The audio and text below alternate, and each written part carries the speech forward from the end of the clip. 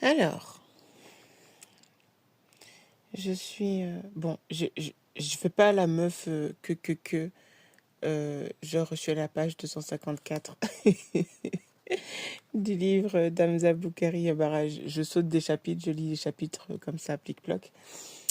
Et donc là, je suis à la page 254. Et là, ici, j'ai envie de partager un petit peu. Et donc là, je lis la phrase qui dit... donc... publié en anglais en 1963, nourrissent la réflexion de militants noirs américains radicaux qui se reconnaissent dans le mot d'ordre Black Power, comme des combattants en lutte dans des colonies, comme des combattants en lutte dans les colonies portugaises et en Afrique australe. Enfin, c'était juste pour le Black Power, dans le sens où les Afro-Américains se reconnaissent à travers ce slogan.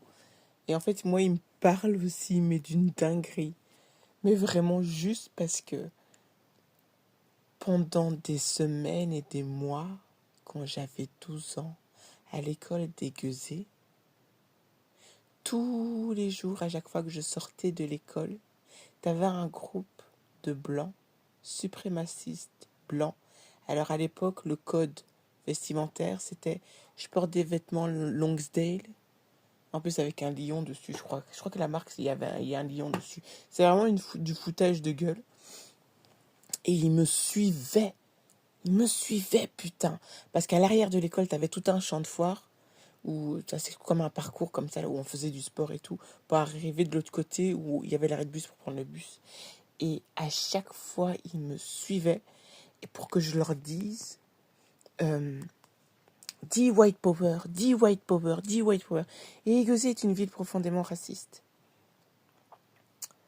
La mentalité des gens de ce coin-là, là, sont racistes. Ils n'aiment pas trop les Noirs, ils n'aiment pas trop voir des Noirs déambuler dans leurs rues, etc.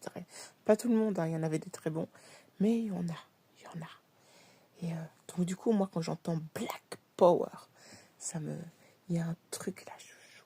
Ça me fait un truc, putain, c'est une dinguerie.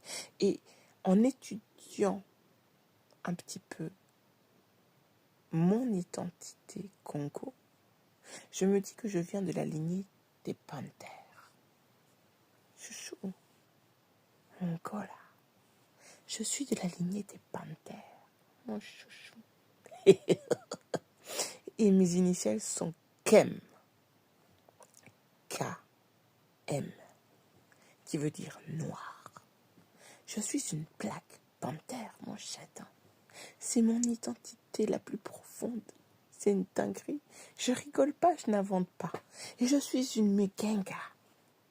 Une Mugenga. Alors il y a plusieurs définitions. Il y en a deux. Il y a Mu, qui veut dire eau, et Genga, qui veut dire expert, médecin. Quelqu'un qui a la maîtrise de. Et en même temps, Mugenga est un arbre. Est-ce que tu vois ce que je veux dire? Est-ce que tu vois où je veux en venir? Tu vois, c'était prédit, chouchou. Et qui a la Mugenga? C'est l'unification de la lignée matrilinéaire et de la lignée patrilinéaire de ma famille. C'est une dinguerie quand même. Tu trouves pas? Chouchou.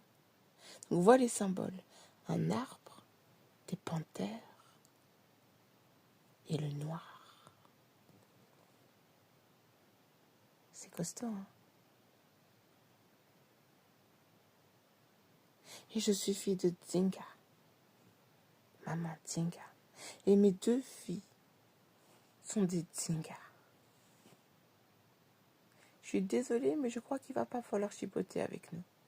Chouchou. Allez, ciao.